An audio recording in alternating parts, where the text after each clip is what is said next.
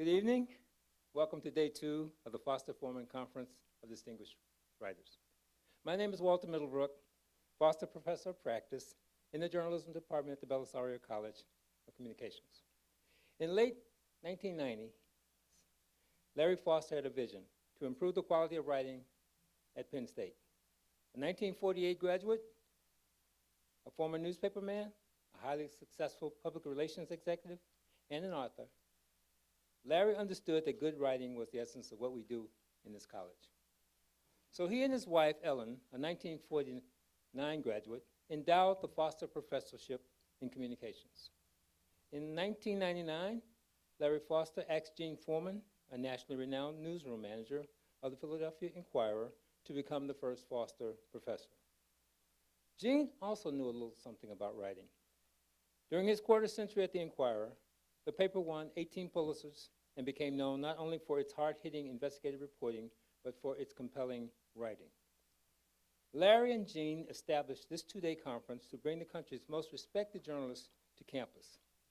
Since 1999, we've had presentations by nearly 50 Pulitzer winners. Gene and his successor, Tony Barberi, a former managing editor at the Baltimore Sun, left quite a legacy with this program, and it's my challenge to build on it. Larry Foster, our beloved benefactor, and to whom we'll be forever indebted, died in 2013. Now, before I introduce our speaker, I'm going to take a brief minute here to describe today's format. First, we'll have our keynote address. Then I'll return and sit with our speaker for a question-and-answer period that we hope will lead to an even more fulfilling discussion on writing and journalism. And I hope that there will be many questions because you all are more than welcome to participate. Now, back to the program. As we constantly remind our students, good writing can't happen without good reporting. And I can assure you, it was with the reporting and writing that led to today's speaker to produce the 2022 Pulitzer Prize-winning podcast series, Suave.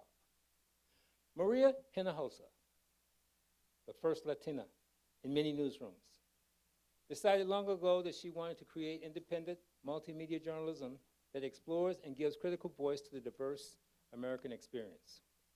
She has reported hundreds of important stories, from the restrictive immigration policies in Fremont, Nebraska, to the effects of the oil boom on Native American people in North Dakota, to stories of poverty in Alabama. She was among the first to report on youth violence in urban communities on a national scale. I'm getting this from the Pulitzer description of her, so bear with me for a minute. As an urban affairs correspondent at CNN, she often took viewers into communities rarely shown on television. I'm not going to try to list all of her accomplishments here. Let's just say that over her illustrious career, she has reported for PBS, CBS, WNBC, CNN, NPR, and anchored the award-winning talk show Maria Hinjosa One-on-One. She is the author of 2 books and has won dozens of awards, including 4 Emmys, the John Chancellor Award, the Studs Terkel Community Media Award, 2 Robert F. Kennedy Awards, the Edward R. Murrow Award, and the Ruben Salazar Lifetime Achievement Award. In 2010, she created the Futuro Media Group, an independent nonprofit organization based in Harlem, New York, with the mission to create multimedia content that navigates the complexities of an increasingly diverse and connected world. At Futuro, she also has been mentoring the next generation of diverse journalists to delve into authentic and nuanced stories that impact their communities. These are just a few of the many stories I suspect we'll be hearing about from this champion of journalism. Ladies and gentlemen, please join me in welcoming our keynote speaker of the 2025 Foster-Foreman Conference of Distinguished Writers, Ms. Maria Hinjosa. Walter's become my best friend. He's like, how many emails does it take to actually get this coordinated? And that's because I've been on the road actually reporting for the last several, God, what is it? I don't know, basically 6 weeks. And actually I have to make a correction because since that was taken from the Pulitzers in 2022, the total number of books that I've written is 4, not 2, but who's counting? But actually, a big part of what I want to talk to you about is my next book, because, well, I wasn't planning on starting this way, but you know, I was born in Mexico and I was raised on the south side of Chicago. And so being raised bilingually was, at that time, I mean, it was great, but it was also somewhat confusing. I had nothing to kind of compare it to. So what ended up happening was I was like, oh, so I don't really speak English well and I don't really speak Spanish well. And so therefore I'm not a good writer because I don't really write well in English or in Spanish. And that's kind of how I grew up seeing myself. So writing is not, I was not one of those kids who was like, oh, let me just sit at my journal and write, or let me go be the editor-in-chief of the high school newspaper. No, I was a drama kid.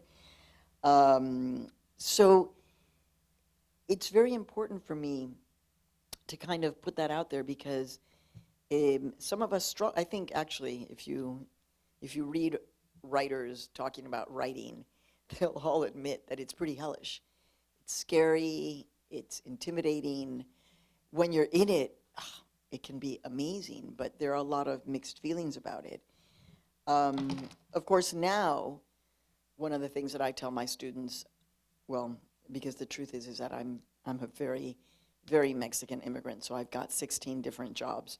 So I'm also a professor at Barnard College at my alma mater. So I spend a lot of time with young people, and one of the things that I do, and one of the things you're going to hear me talk about today, which I really hope you take in, is to give you the power. Obviously, you know that the entire world is watching our country, and they're watching it from afar, and it's quite disturbing, but they're also paying incredible attention to young people in our country. And so I just want to remind you, even though Martin Luther King Jr. was not young, or even though Malcolm X was not young, they did not have a playbook. Like, they did not wake up every morning and just be like, what's going to happen today? Because it's all, no. I need you to understand that life is unfolding. You think, well, wait, they must have had a plan and a strategic, you know, because everybody, when you run a nonprofit, it's like, what's your 5-year strategic plan? We can't do that right now. There's no way that any nonprofit can make a 5-year strategic plan because the world is upside down. But as the world is watching what's happening, they're watching young people. And I would say, this was also not part of my speech, but I'm glad I'm saying it. I know you guys are going to be like, what? I've been fascinated by Pennsylvania for quite a while.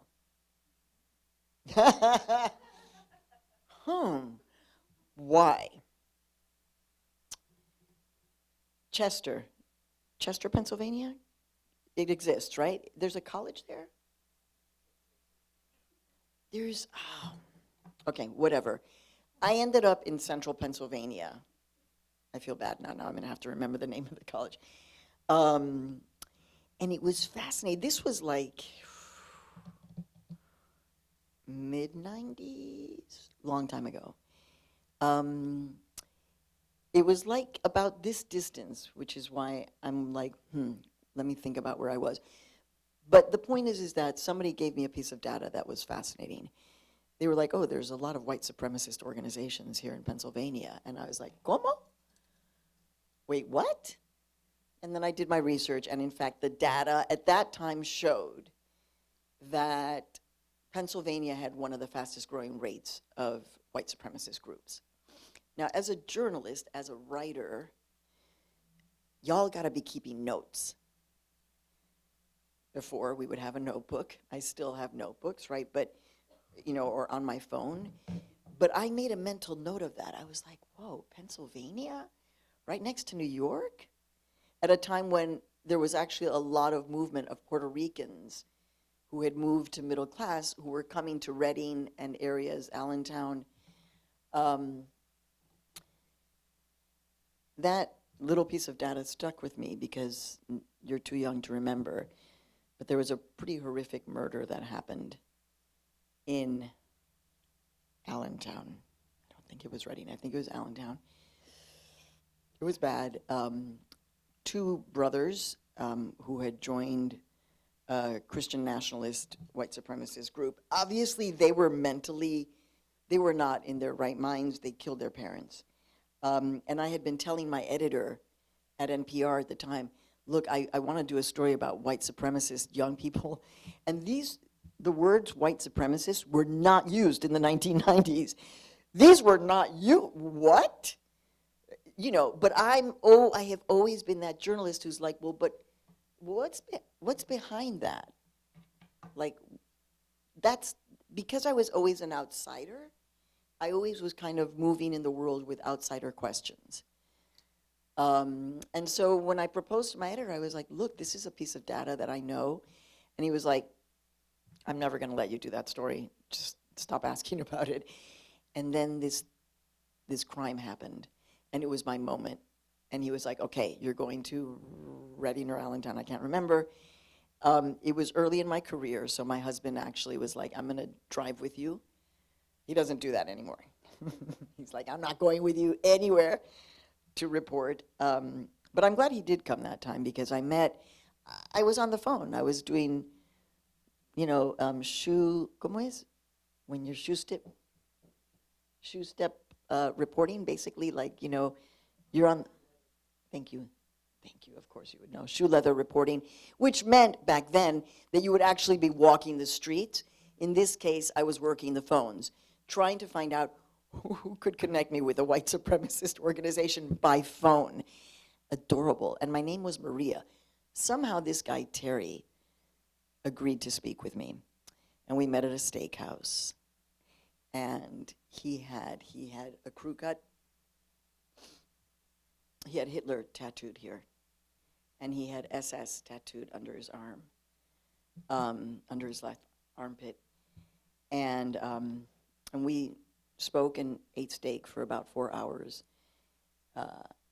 And at the end of that conversation, I was like, you know what, the thing is, Terry, is that I know you kind of like me. You know, like, we've had a great conversation. Like, you're a smart kid, you're intrigued. So what would you say to someone like I'm a Mexican immigrant. Let's just say we're friends. What would you say to me about my place here in the United States? And he was like, well, as a friend, I would tell you, you should leave. You should leave the country as soon as possible, because the race war is coming. We're just waiting. And I remember just like, okay, just like, oh, wow, that's really interesting. Then he walked me out, and I stupidly introduced him to my husband, who's black, so that was not great. And then he was like, oh, here, come over to my car, and he lifted up right where the pedals are, the little rug, and there was a 44 right under his feet, and then my husband was like, okay, it's time to go. Point of this story is you're always picking up details as a writer and as a reporter. I'm going to give you another example. What day is it today? Today's Wednesday? Okay, so last Tuesday morning, in the morning, Tio, uncle, who's my driver, he's a really cool dude. You should see the van that we're driving. It's like no one will ever stop us. Looks like we're the FBI. Tio was picking me up at, 6 in the morning to drive me to the airport to go to Portland, Oregon. And he had Spanish, Tio's Mexican, he had Spanish language radio on. No big deal, I was in the back seat. And suddenly Spanish language radio went to Kristi Noem's voice. And I was like, you know, Spanish language radio, and suddenly, I'm Kristi Noem, and I'm telling you, illegal aliens, you have to leave now. I mean, I don't know if you've heard the ads. So from the back seat, I immediately sat up and I said, Tio, súbele, put the volume up, I need to hear this. And it was the ICE ads, basically, which are pretty, I mean, you should listen to them. But the point is that those ads were on a Spanish language national radio station. And so I asked Tio, what do you what do you think about that? And I loved his answer. He was like, well, I don't really understand what she's saying because I don't speak English. So I'm like, okay, cool. So you're not going to be traumatized. But Tio's kid, who's an American teenager from Queens, when he heard it, he had the same reaction that I did. And he tensed up, and he got upset about it. So at that point, I actually sent a text to one of my producers, and I said, make a note, I want to do the story of Spanish language media and how much money it takes to sell your soul, and put ads that insult your listeners and put fear into your listeners' bodies, and how you can live with that. Because also at that moment, I was like, to Theo, I was like, what's the name of the show? What are the name of the anchors? And I immediately wrote to them. They didn't write back. But we're going to do a story about it. Like, that's going to be one of our investigative pieces. Actually, don't put that out there. This isn't live stream, right? Good. So don't announce that, because I just told you one of the stories that we're working on, and, you know, good journalists never reveal. So the reason why I'm fascinated by Pennsylvania is because I've been coming here for so long. For so long. We even did a piece. How many of you have heard about Dutch-Ricans?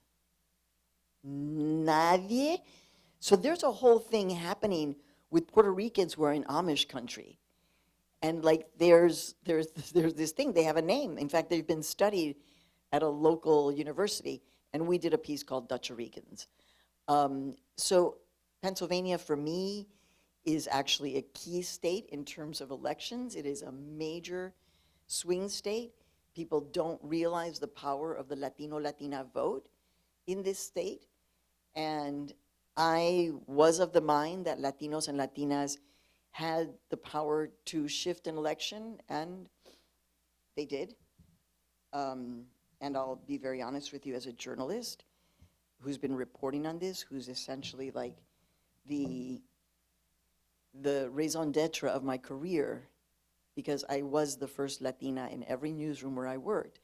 So, and I'm like one of the only Latinas who has created her own nonprofit newsroom in the history of the United States. So I take my work very seriously, because it was always about, you know, introducing a larger audience to this notion of the other. Way back, people used the term minority. That is not in my vocabulary. You will never hear anything on Futuro Media referring to a minority group. And again, that was not because I learned it from a book.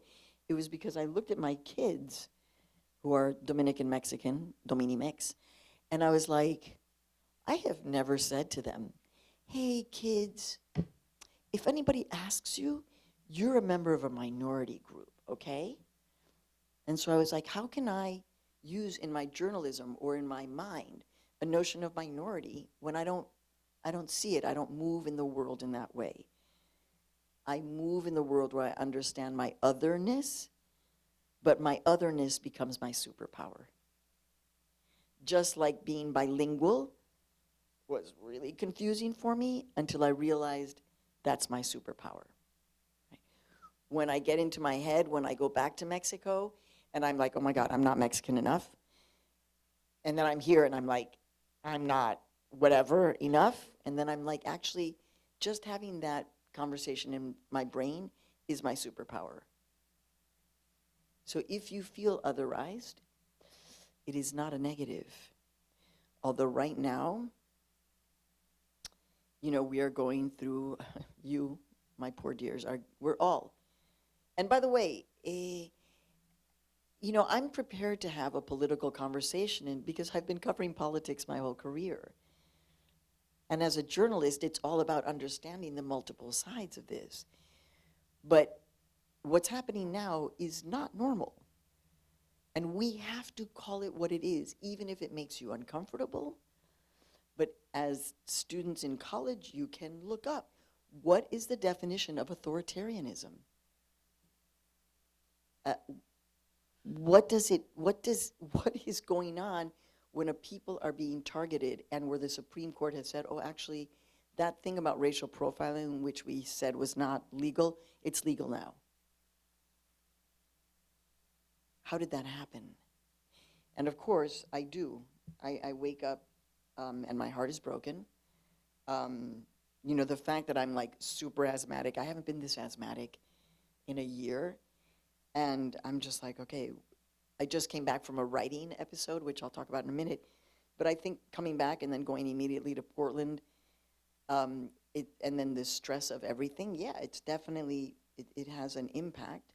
So I'm not denying that I'm being physically impacted. We all have to take care of ourselves. I work really hard at that. But I'm not denying that it's also gotten into my head, right? Like, I was not born in this country. So therefore, I am much less vulnerable than many, many people, but you feel vulnerable. And that's what this administration has created. Somehow this division between were you born in this country or were you not? And unfortunately, as we know, because ProPublica just released, 170 US citizens have been picked up. So this notion that it could never happen to me, it could. So as a journalist, as a writer, my heart is broken. You know, my career was all about revealing our common humanity. I learned early in my career never to use the term illegal immigrant. And the reason why I learned it was not from a radical Latino studies professor at Barnard or Columbia. The person who told me to never refer to a human being as illegal could not be more different than me in every way. Elie Wiesel, who survived Auschwitz. And I met him at CNN, and I saw him in the newsroom, and I was like, oh my God, it's Elie Wiesel. And I didn't even know he was gonna be there, but I made a beeline to him, and something was telling me, ask him this question, which was, Mr. Wiesel, it's such an honor, I have to ask you this question. What do you think about the term illegal immigrant? Do you think it is proper for us as journalists to use the term illegal immigrant? And he said to me, Maria, never refer to another human being as illegal. That is the first thing the Nazis did, was to dehumanize us by referring to us as illegal people, and hence where we are today. And yet, the term, oh, illegals, there were some illegals, oh, it's an illegal immigrant, that term is still used, even in the paper of record, which we love and love to hate, the New York Times, right? It's in their style books that they shouldn't use it, but you still have reporters who use the term illegal immigrant. And again, the thing is that at a basic level, it's improper grammar. So one, illegal is not a noun, right? And the concept of illegality is you commit a crime.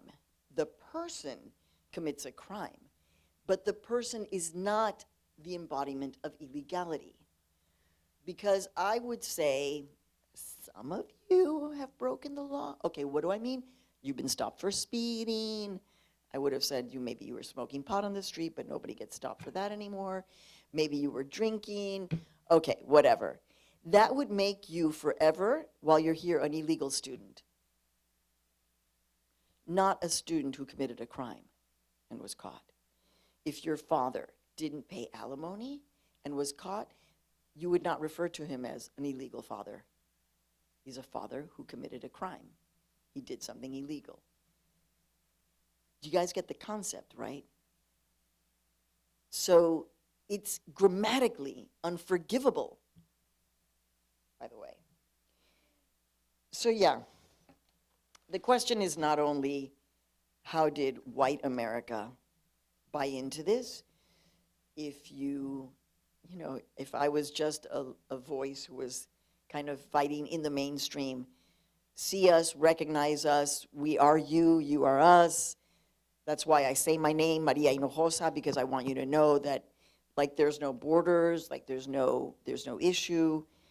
But instead, I wake up every morning saying, what was my career worth? No, I don't wake up every morning saying that. There are moments when I'm just like, how did this happen? But then it's gotten even more complicated, right? Because Latinos and Latinas voted for Donald Trump. They voted for this.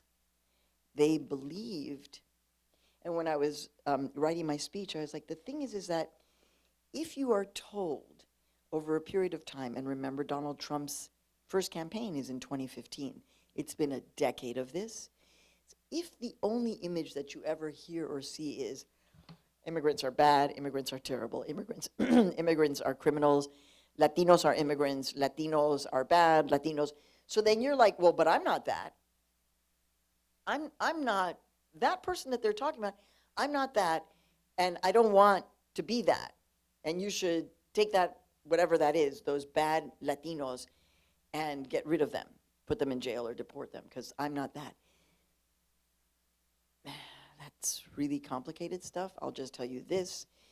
In Latin America, in Mexico, even though I was raised in this country as a little girl, I heard a concept.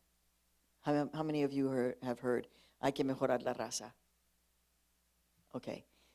Hay que mejorar la raza means, oh, well, we have to better our race. We have to better the race.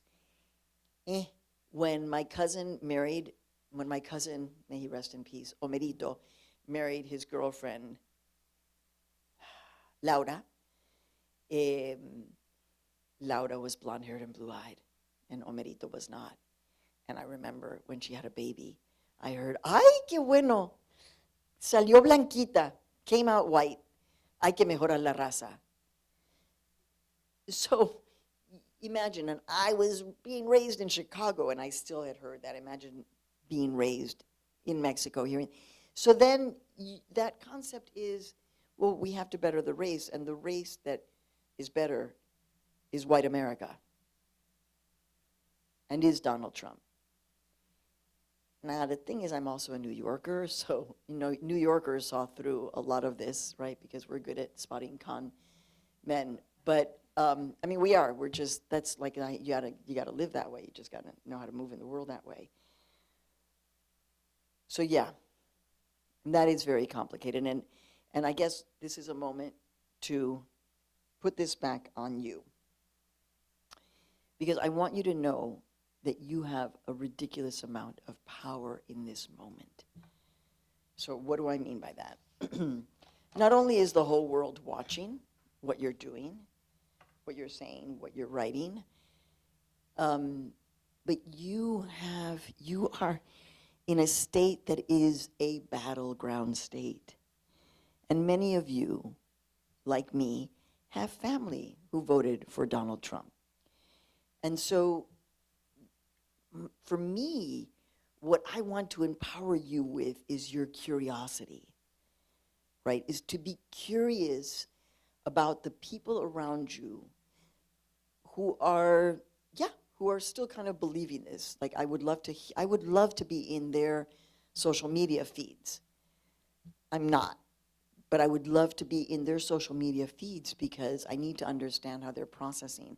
But these are people who are close to you. I'm going to give you an example. So we live in Harlem in New York City, but we have a teeny tiny cottage in a little town in Bethlehem that happens to be very, very red. A little town in Connecticut that is very, very red. And I employ a young white man named Miles to be my landscaper. I know, isn't that crazy? A Mexican employing a white kid to be the landscaper. But he's great. And that's why I'm just like, it's adorable. I love it. Miles came to pick up a check. He did a great job in the back, working really hard. And we had never really talked politics a lot. I would offer him guacamole when I was making guacamole, and I'd be like, here, try this, the way real Mexicans eat it. So I think he knew. But we never talked politics right out. And on Sunday, he came and he said, he's in community college now, his first year, and he was like, I just want to tell you, I'm like, I do like my firearms, and everybody thinks that because of that, I'm okay with everything that's going on, but I'm not, and I don't understand. And he actually has a family business of manufacturing, so he actually understands and is seeing the impact. And what I said to him, I was like, Miles, you have so much power to have these conversations with not anger or disdain, but curiosity. And remember that right now, my God, we're going to go through such a difficult time in our country. I mean, I can't wrap my head around the fact that there won't be SNAP or WIC or any of that food support, because I don't depend on that. I cannot imagine what it's going to be like for families to be going really hungry in our country. So this is not forever, and we need you as curious young writers, as curious young journalists, to be inquisitive. And our job is actually not to be judgmental, right? It is to be as open as we can be, very transparent, but not to be judgmental. All right, so let me just take a moment to tell you what I'm working on now, because I also want to let you know that you know, the job of being a writer is, again, it is fraught. I wrote the 2 books that Walter referred to, but the second book that I wrote, while it was critically acclaimed, it did not sell. And this was devastating to me. It really just did not sell. And I was wounded. I don't like to do things that are not successful. And I believe that I was not a good writer, again. Are you catching the theme? And then 2015 happened. Donald Trump came down using hate speech against Mexican immigrants. And I had to find a new agent because mine had retired. But I was like, oh, I'm going to write the small book, you know, like Chimamanda Adichie's We Are All Feminists, like a little book. I'm going to write a little book that's called Illegal is Not a Noun. And I'm going to sell it at the airport. It'll be like, you know, 60 pages. You can read it in an hour. And it's basically going to be a primer of why we shouldn't do this. And then I'll write a second book after that that's more of a memoir. And we wrote the book proposal, and every single publishing house said no. So I tell you that because even though you have success, blah, blah, blah, you will be told no. And we just need to manage that. It's not fun. It's going to happen. So in conversations with my agent and with a particular editor, and actually a very senior person at Simon & Schuster, they were like, what we really want is we want a big book from you, Maria. You want to write a small book? We want you to write a big book. And I was like, no, I'm terrified. No, please, no. But we have to rise to the occasion. So the big book was, it's not just a memoir. Yes, your life is really interesting and you tell it in a great way. But we want you to tell the history of immigration from your perspective. And again, I felt like the cloud of doom. I was like, God, now they want me to be a historian. I'm not a historian. Like, everything against me was rebelling against this. But we were able to get the book sold. And then also, I started writing. And my agent and my editor were like, well, we know that you can write, but you need an outline. And I was like, who needs an outline? They were like, okay. They said that for about 2 months, and then finally they were like, you need an outline. This is not working. And do you all know about structural editors? How many of you have heard about a structural editor? Okay. I had no idea they existed. You can hire a structural editor to work with you to write a structure for your book. I was like, wait, what? Yes, you have to pay them. But what they do, what Katie Salisbury, who's my structural editor, is that she helps take all of my concepts and actually put it into outline form. And so then we had a great outline form. Basically, at that point, your book is written because you go through every part of the outline, and it's basically an outline for every single chapter. And so then the book was on its way, and Katie, Katie became my boss. Even though I hired her to be my structural editor, she stayed on as my personal editor. And so she was the person when I was deep in the writing, where every morning I would wake up and it would be like, what's the assignment today? Because I'm really good at, I'm a journalist, like, give me the assignment, give me the deadline, I'm gonna deliver. So because we had such a strong structure, she was like, okay, today you're writing the story about how you met your dog and the feelings that you had when you met your dog. I'm making that up. And what happened when you lost your dog, whatever. And I'd be like, oh, okay. And I'd sit down and I'd write. And wrote, sometimes I'm not really looking back at what I wrote. Sometimes I might not even use grammar. And I had to let go of that. But that's the beauty of having an editor who you trust, right? That's how Once I Was You was written. And I'm really proud to tell you that it has been an overwhelming success. Book success. Yeah, that was not for the applause. What I realized is that I had to sell the book. Simon & Schuster, yeah, I had to sell the book. I had to work, and one thing that stuck with me was somebody said, you have to see something 5 times before you'll actually click and buy it. 5 times, 5 different times in your life. So I just became, I'll use the term maniac, but it wasn't, it was very strategic. And so the book has been a great editorial success, but also a business success, because in the world of publishing, it's a business, okay? And we can talk about that. In the world of journalism, it's why I decided to form a nonprofit, because I don't believe that all journalism should be for profit. And so it's a different way of seeing things. Futuro Media has to be successful as a business, but our motivation is not to make money to fill our pockets. That's just not what moves us.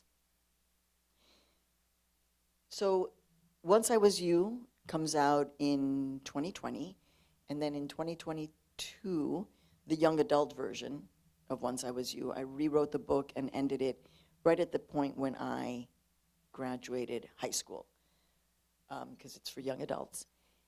And then the backstory as to why I decided to go ahead and write in 2015 was because somebody told me, they said,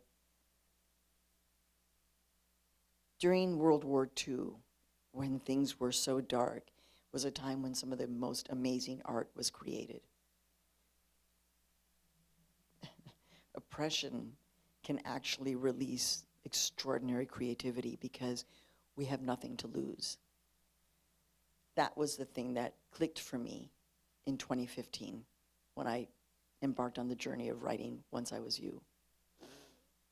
But I finished writing, I guess, 2019. I guess in the beginning, I can't remember, but the book came out in 2020. And here we are in 2025. I haven't written in 5 years. I've written, but I haven't had a book. And about a year ago, I actually came up with a book idea. Great title, great title. It was going to be called Suave Estrella Maria. And it was going to tell the story of Suave, our piece that won the Pulitzer Prize, 31 years in maximum security prison, and then released, and Estrella, who is undocumented Mexican trans woman in a maximum security men's prison in Texas, who I've been reporting about exclusively. And it was going to be their 2 stories and mine intertwined, Suave Estrella Maria. Wrote the proposal about a year ago, was really enthusiastic. And guess what happened? Anyone want to take a guess? Everybody said no. Everybody was like, nice idea, no thank you. Again, now I'm a Pulitzer Prize winning journalist, and I just got told no. Let that sink in, because you're gonna have to deal with the rejection. And as a journalist, your stories are gonna be turned down, and you're gonna have to fight for them. I had to fight to cover Suave. Nobody knew what his story was because he was in prison. I was the one who was speaking to him. You're gonna have to fight for your ideas. So then over the summer, actually I did a lot of thinking, talking with former agents, editors, other writers, and it became clear that actually the pathway was to tell the story of Estrella. Estrella is the first person that we know of back in 2017, under the first Trump administration. The very first person that was reported was taken from a courtroom by plainclothes, ICE, and Border Patrol agents. What we are seeing now in courthouses everywhere, she was the first. She was the canary in the mine. But no one spoke to her because she was a throwaway person. Trans, undocumented, Mexican, queer, formally deported, with a criminal record of the nonviolent crime of fraud, which she was trafficked into committing. They first forced her to do check fraud. But nobody cared to speak to her. But we did. And so I've been reporting exclusively about Estrella. And Estrella is simply one of the most fascinating people that I've ever met. And I've met pretty fascinating people. Now, when I told this to my editor from my publishing house, it was, I guess, at the end of the summer. And I had already been thinking about, how am I going to tell this? What is the story of Estrella? What is it that's happening? And this is where, in the time of inspiration, you have to allow yourself to be completely reassociating existentially as to get the feeling of what's, and this is the part of the writing process that is very much in the writing of a book. And even when you're writing a piece journalistically, but you have to do that a lot faster, right? You're telling a story. So I sat down with my editor. This part is off the record. She said, Maria, please don't write another book about immigrants. And I was like, what? You were the ones that wanted me to write about immigrants. Yeah, don't write about immigrants now. Not selling, not a good topic. And I was like, but I'm going to write about Estrella. And she was like, no, please don't. But in the creative process, and I'm about to wrap up now so we can have more questions. In the creative process, that actually happened when I was swimming. I realized it's not Estrella's story. It is actually how Estrella has taught me extraordinary life lessons during what will be the 9.5 years that she's been behind bars. And then I was reading Viktor Frankl, Man's Search for Meaning, also a survivor of Auschwitz. And what Viktor Frankl says that you need is you have to have love, and you have to have a purpose. And so Estrella, it turns out, is the most repressed person that we could possibly imagine. She's transformed herself in prison into a beautiful woman, and she's in a maximum security men's prison in Texas. Today, Estrella called me while I was driving out, and I record all of our phone calls. And she said something, she was like, well, Maria, because she's very dramatic. I mean, it's like a telenovela, the way she talks. She was like, well, Maria, you have to know that in the end, because I talk about Viktor Frankl and existentialism, I've told her, you're a romantic existentialist. That's what you are. She's like, yes, because I love everything. I love the trees. I love the cats. I love food. I love my hair. I love my body. I love everything. And then she said, in fact, and she had not shared this with me in the 8.5 years that she's been in, she ended up taking care of a man in her unit who was dying of Alzheimer's. None of the guards wanted anything to do with him. She would clean him, she would cook for him, she would feed him, she would walk with him. Because that is Estrella's capacity for love. And so when I told my editor from the house, I was like, this is about philosophy. This is about how the most powerless person is able to teach me about having hope and joy and not giving up. And then my editor was like, oh, oh my God, this sounds like Tuesdays with Maury. I love it. And so the book proposal will be delivered next week. And ideally, it's going to go really well. But the point is that allow yourselves to be inspired by things that you may not even know are going to end up inspiring you. And because you're young, take a lot of notes. Because who knows which one of you is going to end up writing your memoir. I never thought I was going to, but there you go. Love to hear your questions. Walter, thank you so much. Thank you for indulging me.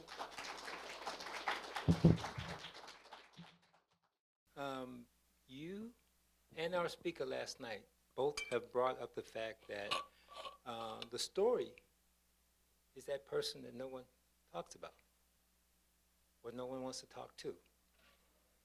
Can you Also? pretty close? Yeah.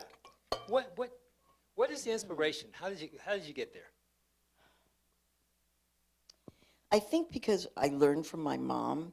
So we'd be in Chicago and then we'd drive from Chicago to Mexico every year.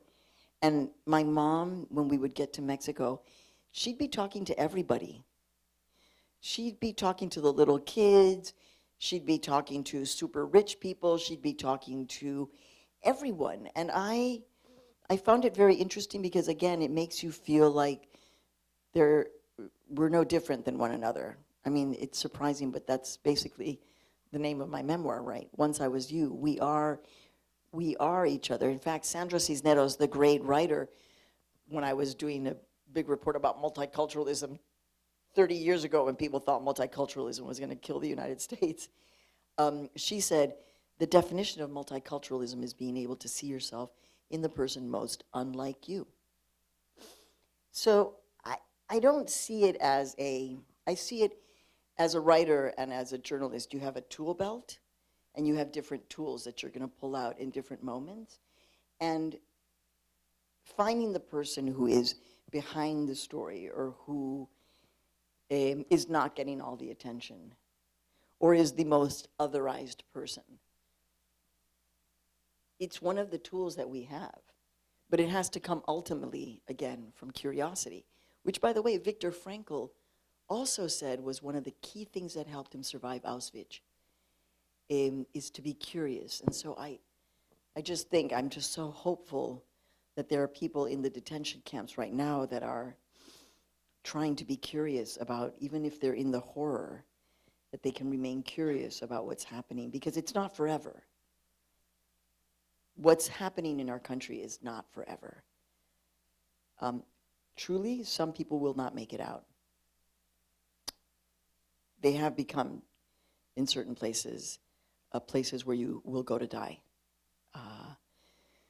But overwhelmingly, people are going to come out, and so, what are we all going to learn from this? I hope we have truth and reconciliation happening in our country. I can only hope.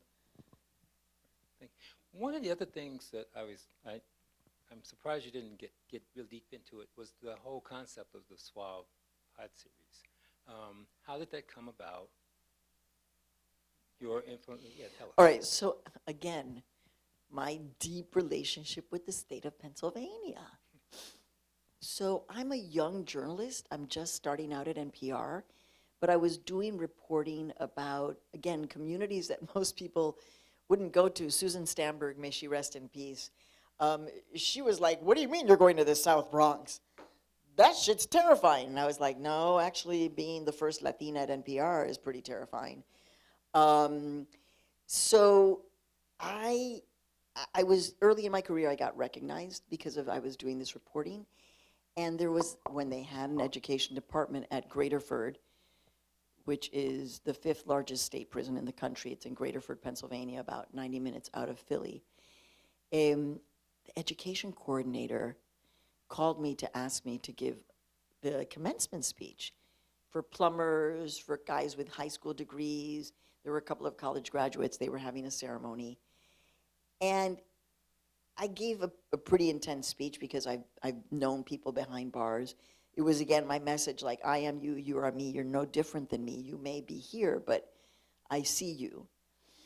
And at the end of that speech, this young man comes up to me, and he's like, I'm a juvenile lifer. And I was like, huh? He was like, I got put in when I was juvenile, 17. I'm sentenced to life without parole. I'm going to be here my whole life. What can I do? I'm really inspired. And I was like, be my source as a journalist. I was like, be the source. Tell me everything that happens inside a prison like this. Stay in touch. And then I use a term that I don't use anymore. I said, be the voice for the voiceless. And that changed Suave's life. And I'm also a human being. My husband was with me in the prison. Remember, I told you he used to go on reporting trips with me. So he met Suave. We were newlyweds. And I'm a Christmas card lady. So I started sending Suave Christmas cards because I was like, this kid is going to be in prison his whole life. I know his address.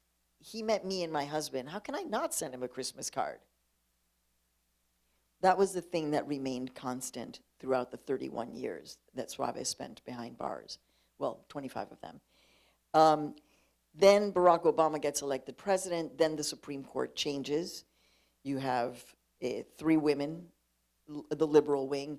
Then evidence is put before the Supreme Court that says an adolescent up to the years of 26, so all of you, sorry, you have adolescent brains, and an adolescent brain is comparable only to what kind of brain?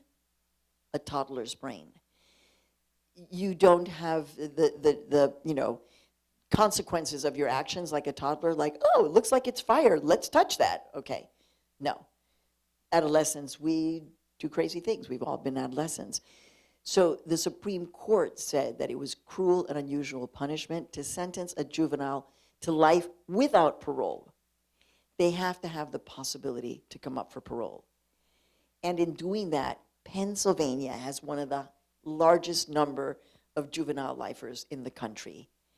And so this is the place where they were actually looking at the cases. And what was never discussed in my 25 years of knowing Suave up until the Supreme Court was, are you going to get out? Because he was not getting out. And then he gets out. And in the last years, the last 3 years up before he's released, I started recording all of our conversations, just like with Estrella. And then I said to my producers, we've got a story, and they were like, who's Suave? Well, we don't know him. And I had to fight to finally get a producer to listen to hours of phone calls. And that's when she came back and she said, there's absolutely a story here, but Maria, you're a part of the story, so you cannot be a producer. Because we're gonna tell the story not only of Suave, but of the relationship between the journalist and the source. Did Maria cross a line? Was there, what does that mean? And so we just went there, and I think that's why we won the Pulitzer. And then Suave season 2 just dropped earlier this year. We won our first award. And Suave season 1 was named one of the 20 best podcasts of the past 20 years by Apple Podcasts. It is kind of required and essential listening. And Suave season 2 is pretty intense. And Suave is coming to New York City tomorrow to come to speak to my classes up in the city, yeah. That was one of my goals doing this, was to bring him and you together. Oh my God, he would have loved that. He's a ham. He's such a ham. You can invite him. He will come and he will talk to you all for hours. He's got a lot of stories to tell. From a journalistic production, what were the challenges in putting it together?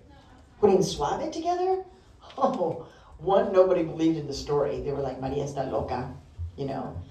If somebody doesn't know that, I know that they said, oh, all it is Suave is in love with Maria. There's no story there. Okay, I'm the founder of the company. This person actually said that. Remember, you're gonna have to fight for your stories. So I had to fight from the very beginning. Then once we had the concept, then it was like, okay, great, we have a concept. Who's gonna pay for this? How are we gonna, so just trying to raise the money, which took a long time. You have to raise the money to do something like this. And then just, how do you tell this story? We gave our producers enough time to really sit with the story. And while we were deep in production, COVID happened. So it just got very, there were so many challenges.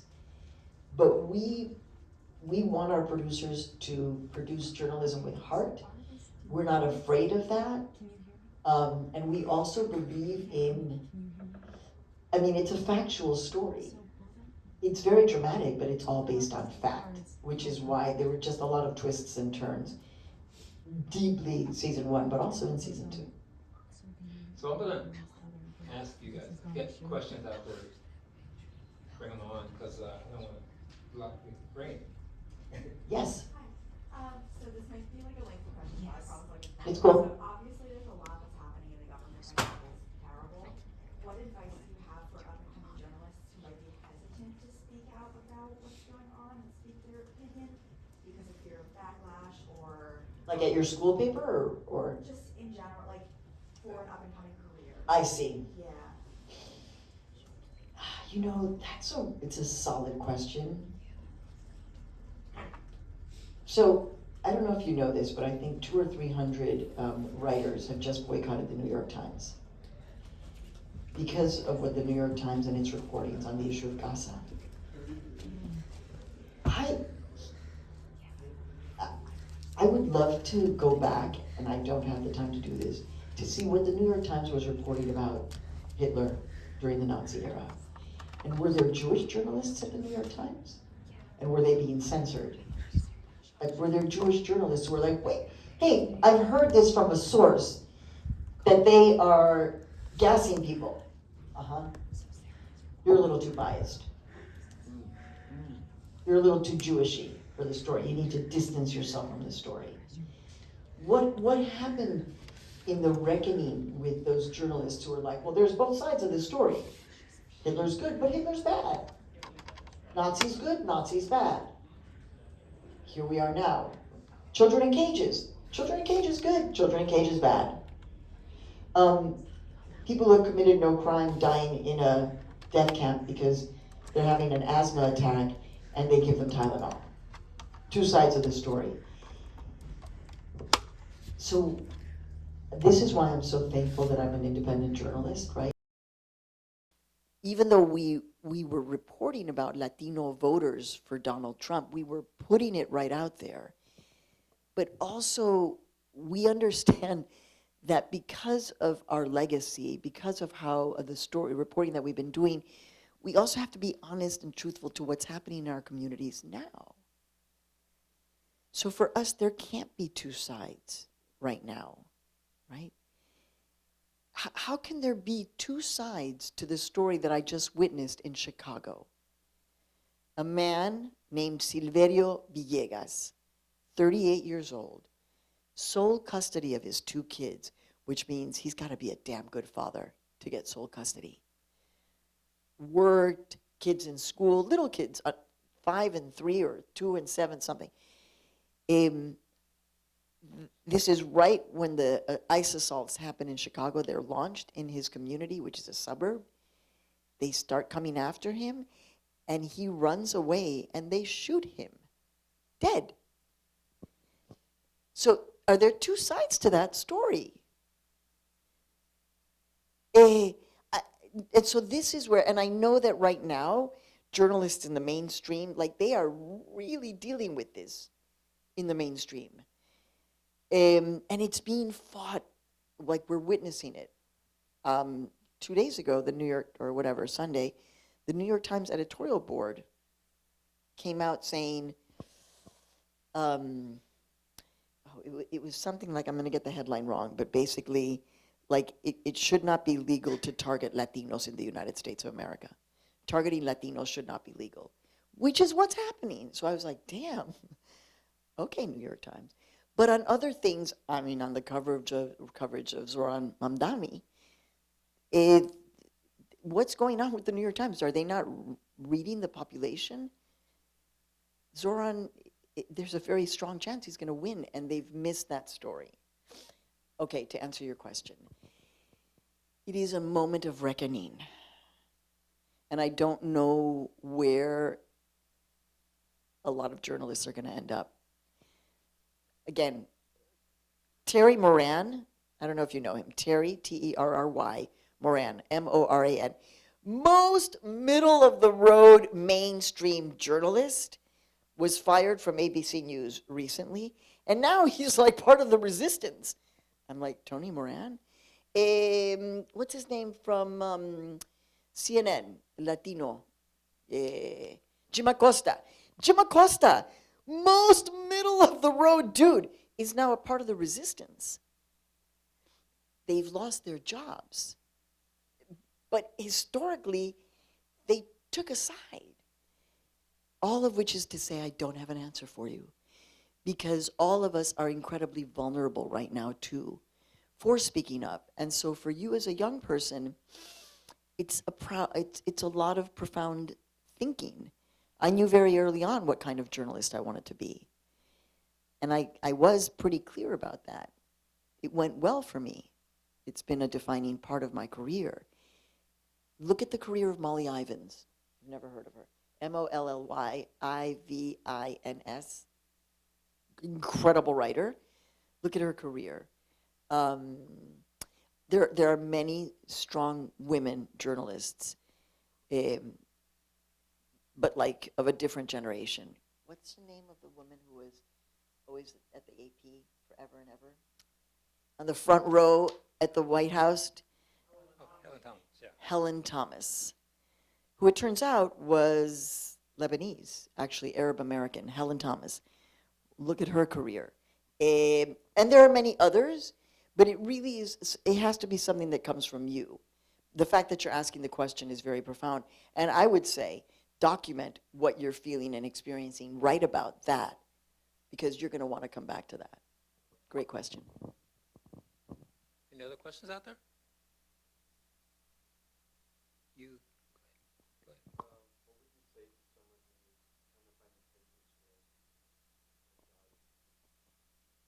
Right now,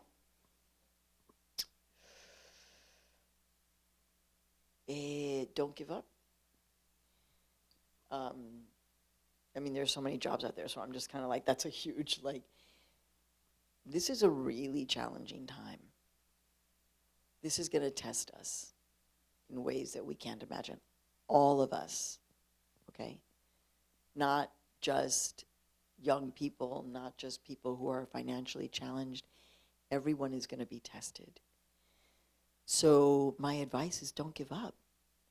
You're going to be told no a lot because it's an incredibly difficult job market. But you have no choice but to just be like, okay, here I am. And be authentic. You probably have heard that. Don't hide who you are.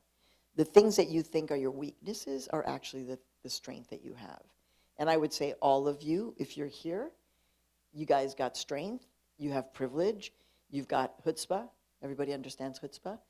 In Spanish we say ganas. You've got grit, so own that, but also recognize that it's gonna be, and by the way, I was a server for the first year out of college until I got my first job.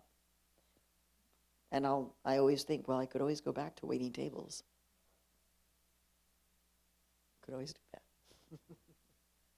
In that same vein, I'm curious if the platforms that are out there for today's, the future journalists, how do you choose them?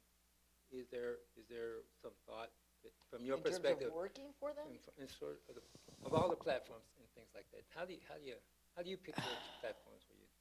Oh, well, I mean, I multi-source, right? So I'm watching, I'm checking in with the BBC, Al Jazeera, ABC, NBC, New York Times, Washington Post, Wall Street Journal, the New York Post, Chicago Tribune, the Sun Times, the LA Times. So I'm consuming it from multiple sources because you have to know everything that you see, you have to triple source it.